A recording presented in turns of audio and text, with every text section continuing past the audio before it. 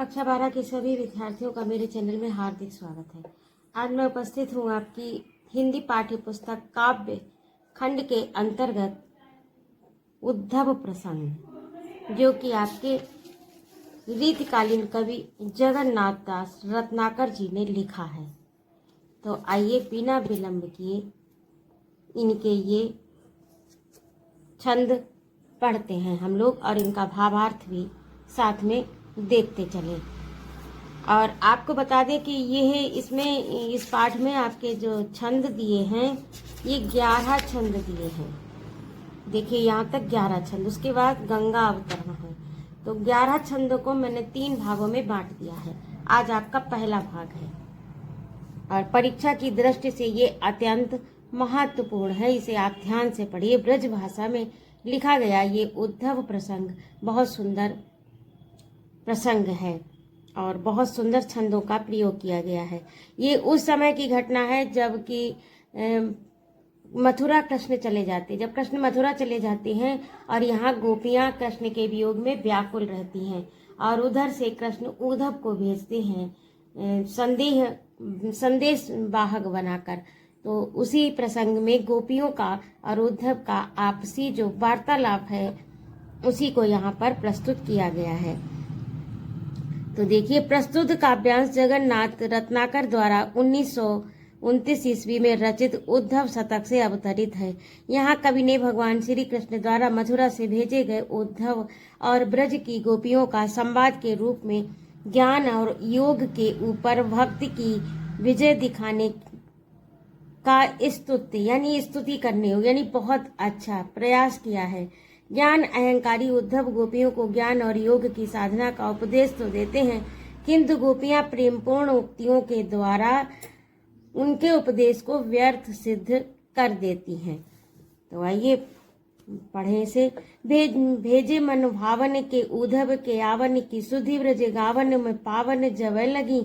और कहाँ रत्नाकर गुआलिन की झोरी झोरी दौरी दौरी नंद पौरी आवन तब लगी। और ऊझा की पद कंजनी के पंजनी पे देखी देखी पाती छाती छोवन सवय लगी।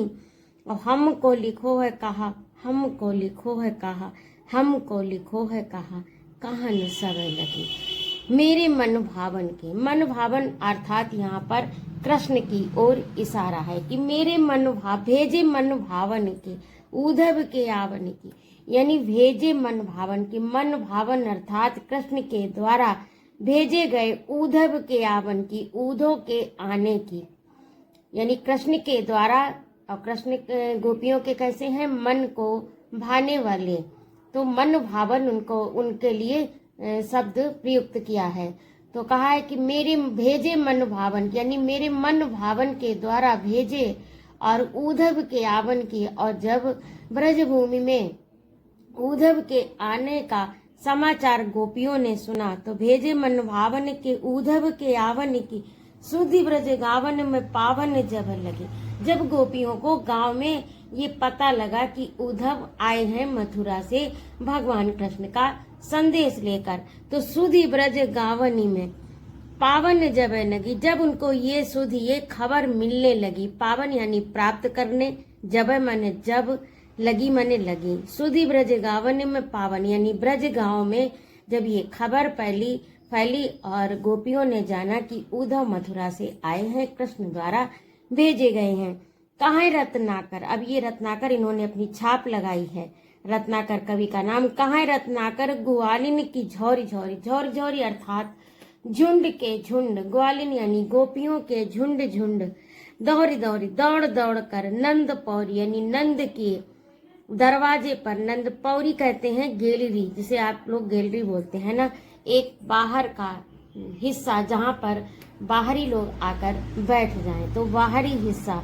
तो देखी देख झौरी झौरी नंद पौरी आवन तब लगी। तो वे सब आने लगी जब उनको पता लगा कि कृष्ण ने उद्धव को ब्रज गांव में भेजा है, संदेश भेजा है उद्धव के द्वारा।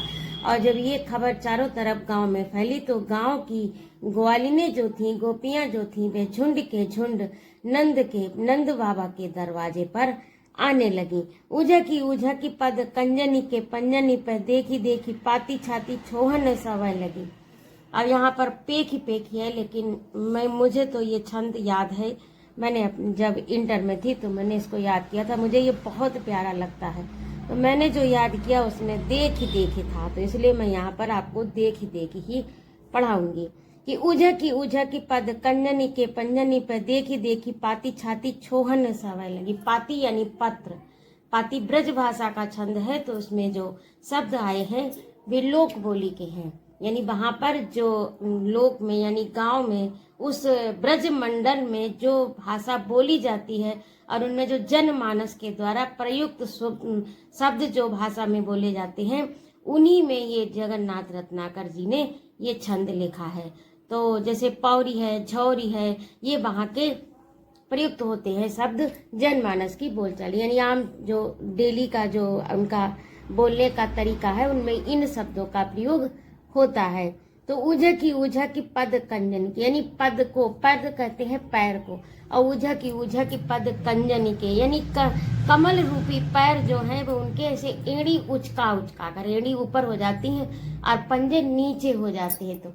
तो वो क्या कर रहे हैं, क्योंकि झुंड के झुंड हैं और उसके बीच में उद्धव है, तो वो उन्हें दिखाई नहीं देते, तो एक दूसरे के पीछे खड़ी हैं और ऊझा की यानी झांक रही हैं, पंजों के बल खड़ी होकर एड़ी उचकाकर उद्धव को देखने के लिए, उस पत्र को देखने के लिए जो भगवान कृष्ण ने गोपियों के लिए भेजा है। ऊझा की पद कंजनी के पंजन पे, पंजन यानी आगे की उंगली और अंगूठे का जो अगला हिस्सा होता है उसे पंजा बोलते हैं, और पीछे एड़ी का भाग, तो पंजन पे खड़ी होती है और एड़ी ऊपर उचका लेती है, तो थोड़ी सी लंबाई उनकी बढ़ जाती है तो देखने के लिए। ऊझा की पद कंजनी के पंजनी पे देखी पाती यानी पत्र, छाती छोहन माने छाती, ऐसे नहीं सीने पे हाथ रख के लोग कहते हैं, मतलब संतुष्टि होती है, शांति मिलती है। अपने सीने पे हाथ रखकर प्रसन्नता और खुशी का अनुभव कर रही हैं। हमको लिखो है कहा, हमको लिखो है कहा, हमको लिखो है कहा, कहन सब लगी। ये सब गोपियां एक साथ बोल पड़ी हैं कि मेरे लिए क्या लिखा है भगवान कृष्ण ने, मेरे लिए क्या लिखा है, मेरे लिए क्या, क्योंकि हर गोपी जानती है, हर गोपी मानती है कि भगवान कृष्ण उसी से सबसे अधिक प्रेम करते हैं, क्योंकि उनका प्रेम इसी प्रकार का विचित्र प्रेम था। तो हर गोपी को लगता है कि इनसे नहीं हमसे ज्यादा करते हैं, दूसरी को लगता है इनसे नहीं हमसे ज्यादा करते हैं। तो हर गोपी अपने अपने बारे में उद्धव से पूछ रही है कि हमको लिखो है कहा, हमको लिखो है कहा, हमको लिखो है कहा, कहन सवय लगी। सब यही कहने लगी एक साथ कि मेरे लिए भगवान कृष्ण ने क्या लिखा है, मेरे लिए कन्हैया ने क्या लिखा है। तो आपका एक छंद पूरा हो। अब अगला देखिए दूसरा। चाहत जो सौवस संजोग श्याम सुंदर को, जोग के प्रयोग में हियो तो विलस्यो रहे। अब कहाँ रत्नाकर सुअंतर मुखी हो ध्यान, मंजु ही कंज जगी ज्योति में धस्यो रहे। ऐसे करो लीन आत्मा को परमात्मा में, जामे जड़ चेतन विलास विकस्यो रहे। अब मोह बस जोहत बिछोह जिय जाको छोई, सो तो सब अंतर निरंतर वस्यो रहे। अब उद्धव जो है गोपियों को उपदेश देते हैं कि चाहत जो स्ववश यानी अपने बस में जो तुम उनको चाहती हो कि वो तुम्हारे वशीभूत होकर रहें, तो संयोग श्याम सुंदर को, और श्याम सुंदर का हमेशा संयोग बना रहे, अर्थात वो तुम्हारे अधीन होकर रहे, तुम्हारे वशीभूत होकर रहें, और कभी भी तुम्हारा उनसे बिछोह ना हो, सदा निरंतर उनसे संयोग बना रहे। तो तुम्हें क्या करना चाहिए, जोग के प्रयोग में हियो तो बिलस्यो रहे, तो तुम क्या करो, योग धारण करो, यानी योग की साधना करो। हियो माने हृदय, बिलस्यो रहे जिससे तुम्हारा हृदय प्रसन्न रहे, यानी उनके साथ तुम्हारा संयोग बना रहे। कहाँ रत्नाकर सुअंतर्मुखी हो ध्यान, रत्नाकर कहते हैं, अब इसमें ये रत्नाकर छाप लगी है। पहले इतने साधन तो होते नहीं थे प्रचार प्रसार के, तो कविता गोष्ठियों में सुनाई जाती थी और लोग उसे कंठस्थ कर लेते थे। अब वही दर पीढ़ी चलती रहती थी, तो लोग अपनी छाप लगा देते थे ताकि पता चले कि यह छंद या दोहा सवैया किसका है। आपने देखा होगा रसखान, कबीर, तुलसी, इनकी रचनाओं में इनके नाम दिए गए हैं। तो यहाँ पर उसी परंपरा में रत्नाकर ने भी अपनी छाप लगाई है कि चाहत जो सौवा से संयोग श्याम सुंदर को जोग के प्रयोग में हृदय हियो तो बिलसोर, यानी हृदय प्रसन्न रहे, उसमें लगा रहे। यदि तुम कृष्ण को अपने अधीन करना चाहती हो, उनसे लगातार निरंतर सदा सदैव चिर काल तक यदि संयोग चाहती हो तो योग को धारण करो। कि कहाँ रत्नाकर, रत्नाकर कहते हैं सु अंतर्मुखी हो ध्यान, अंतर्मुखी हो जाओ, यानी अपनी इंद्रियों को समेट कर अंतर्मुखी हो जाओ, है ध्यान, और ध्यान में लीन हो जाओ। कहाँ रत्नाकर सो अंतर्मुखी हो ध्यान, यानी ध्यान में अपनी सभी इंद्रियों को समेट कर उन पर संयम करके अंतर्मुखी हो जाओ, अर्थात ध्यान में लीन हो जाओ। मन जो ही कंज जगी ज्योति में धसो रहे, और अपने जो तुम्हारा मन है उसे कहाँ पर लगाओ, हृदय रूपी कमल पर जो ज्योति परमात्मा की जल रही है। ही कंज यानी हृदय रूपी कमल, जगी जो जल रही है, ज्योति यानी प्रकाश में धसो रहे, धसो रहे यानी घुसा रहे, घुसा रहे अर्थात उसमें लीन रहे, क्योंकि ये ब्रजभाषा की बोली है। धस्यो का अर्थ होता है घुसना, यानी धस जाना, किसी चीज में मिल जाना। तो अर्थात तुम योग को धारण करो, और जो तुम्हारे हृदय रूपी हृदय कमल पर जो ज्योति जल रही है परमात्मा की, कमल रूपी हृदय पर परमात्मा की लगी ज्योति में अपने मन को धसा दो, यानी अपने मन को पूरी तरह से उसमें लगा दो। ऐसे करो लीन आत्मा को परमात्मा में, यानी अपनी आत्मा को परमात्मा में ऐसे लीन कर दो, यानी इतना विलीन कर दो कि ब्रह्म जीव और ब्रह्म एक हो जाए। ऐसे करो लीन आत्मा को परमात्मा में, जामे जड़ चेतन विलास विकस्यो रहे। और ये जो जड़ चेतन, जड़ यानी प्रकृति, चेतन अर्थात परमात्मा, यानी परमात्मा ब्रह्म और प्रकृति का जो विलास है संसार में, सृष्टि में, वह तुम देखो, उसका आनंद लो अलग से, यानी इतना तुम उसमें विलीन कर दो कि ये ब्रह्म और प्रकृति का जो खेल, माया रूपी खेल संसार में चल रहा है, उस विलास को तुम देख सको। मोह बस, यानी तुमको यथार्थ का पता हो जाए कि संसार वास्तव में झूठा है, संसार में कुछ भी नहीं है। तो यही यहाँ पर उद्धव कहना चाहते हैं कि इस तरह से परमात्मा में अपनी आत्मा को लीन कर दो, ताकि ये जो प्रकृति और ब्रह्म का जो विलास चल रहा है, अर्थात जो कीड़ा चल रही है, वो तुम्हें जानकारी पता चल जाए। ये अब यहाँ पर कीड़ा से अर्थ ही, जैसे हम लोग कोई भी नाटक या कुछ भी खेल देखते हैं तो हम लोगों को लगता है कि उसमें जो भी हो रहा है उसके प्रति इतना संवेदनशील नहीं होते, क्योंकि पता है कि ये खेल है, ये नाटक है, ये सच्चाई नहीं है। तो उसी प्रकार से जब जीव और ब्रह्म एक हो जाएगा, परमात्मा में लीन हो जाएगा, तो जो प्रकृति और ब्रह्म का खेल चल रहा है संसार में, ये पता चल जाएगा कि ये कुछ नहीं है, एकमात्र बस दिखावा है, छलावा है। तो यही यहाँ पर उद्धव गोपियों को समझाना चाहते हैं कि संसार की नश्वरता का तुम्हें ज्ञान हो जाएगा जब तुम इस तरह से योग साधना करके आत्मा को परमात्मा में लीन करोगी, और हृदय कमल पर जो ज्योति जल रही है, उस ज्योति में अपने मन को इस तरह से लगा दो कि वह अलग की अनुभूति ना कर पाए। अब देखिए, मोह बस जोहत बिछोह जी जाको छोय, छोय माने क्षुब्ध होना, यानी जो तुम क्षुब्ध हो रही हो, प्रेम किया है कृष्ण से और कृष्ण चले गए, तो तुम अब उनके वियोग में क्षुभित हो रही हो, दुखी हो रही हो। मोह बस, तुम मोह के कारण ही तो तुम्हारे अंदर मोह है, इसीलिए तुम दुखी हो। जिस दिन तुम्हें ये पता चल जाएगा कि कृष्ण परमात्मा है और आत्मा परमात्मा का ही स्वरूप है, उस दिन, जिस दिन तुम्हें यथार्थ का ज्ञान हो जाएगा, संसार की वास्तविकता का ज्ञान हो जाएगा, उस दिन तुमको ये वियोग का दुख नहीं होगा। ऐसे कर मोह बस जोहत, जो तुम मोह के बसीभूत होकर, जोहत माने बाट जो होना, यानी प्रतीक्षा करना। जैसे तुम कृष्ण चले गए हैं, फिर भी तुम उनकी प्रतीक्षा कर रही हो आने की।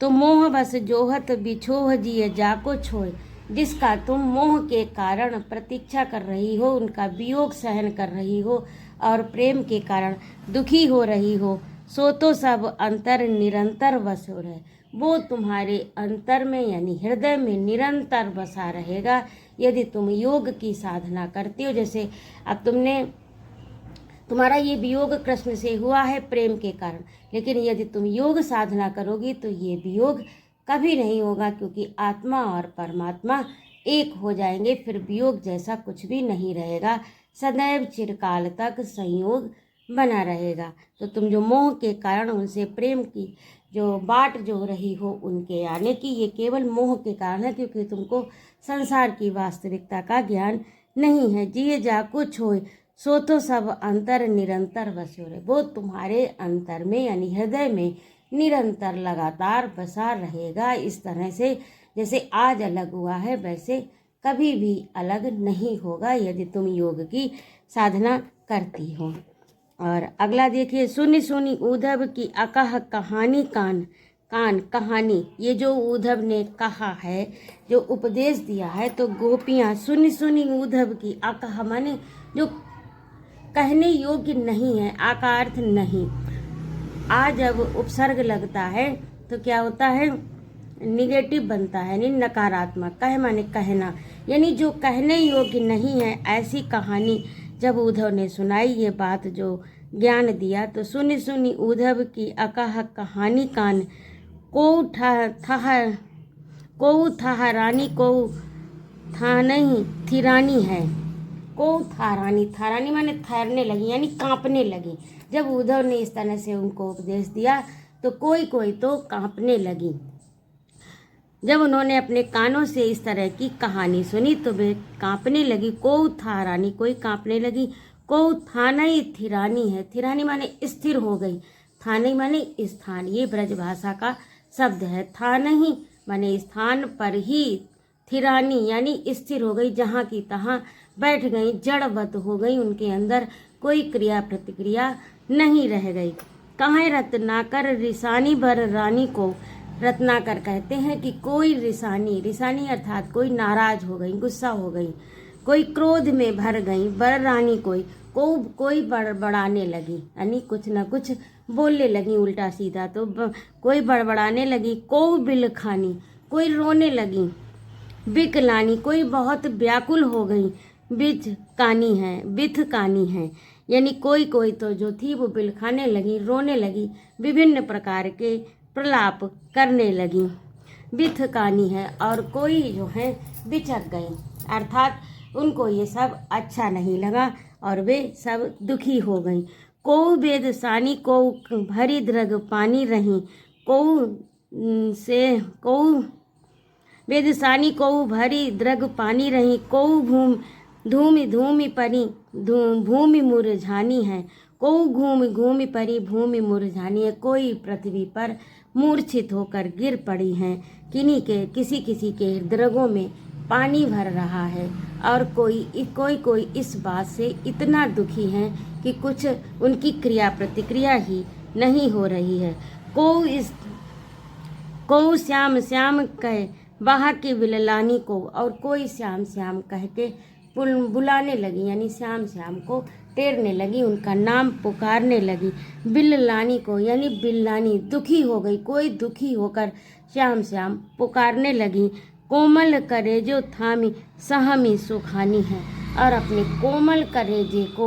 कोमल कलेजे को यानी हृदय को थाम कर अर्थात पकड़ कर सहम गई हैं, सुखानी है सूख गई, जहाँ की तहाँ सूख गई हैं। जब उन्होंने इतने कठोर वचन उद्धव के सुने तो वे कोई तो भूमि पर गिरकर मूर्छित हो गई, कोई नाराज हो गई, कोई बड़बड़ाने लगी, कोई कांपने लगी, कोई वहीं स्थान पर जड़वत हो गई, उनमें कोई क्रिया प्रतिक्रिया ही नहीं रह गई। को भरी द्रग पानी किसी की द्रगों में पानी भराया, और कोई भूमि परी कोई जो थी वो भूमि पर घूमी परी, यानी घूम कर भूमि के ऊपर गिर पड़ी, यानी चक्कर खाकर भूमि पर गिर पड़ी। मुरझानी है मुरझा गई, को श्याम श्याम कहे बिह बह की बिललानी को, कोई दुखी होकर श्याम को ही बुलाने लगी। कोमल करे जो थामी सहम सुखानी है, कोई अपना कोमल कलेजा थाम कर सहम गई हैं, सूख गई हैं। तो आज के लिए इतना ही, 3 आपके हो गए हैं। इसी तरह से मैंने इसको 3 भागों में बांट दिया है। आपके जितने भी, ये मनहरण कवित्त है रत्नाकर का, बहुत सुंदर कवित्त है। तो इसको मैंने 3 भागों में बांट दिया, 1 भाग आज आपका हो गया है। यदि आपको मेरा पढ़ाना अच्छा लगा हो तो कृपया चैनल को सब्सक्राइब अवश्य करें, लाइक और कमेंट करें तथा अपने मित्रों में शेयर करें। और सब्सक्राइब आपको अच्छा लगे तो करें, लेकिन एक कमेंट अवश्य करें ताकि आपको आपके बारे में मुझे थोड़ी सी जानकारी मिले कि मैं जो पढ़ा रही हूँ वह कहाँ तक आपको लाभान्वित कर पा रहा है। तो आज के लिए इतना ही। जय माँ भारती।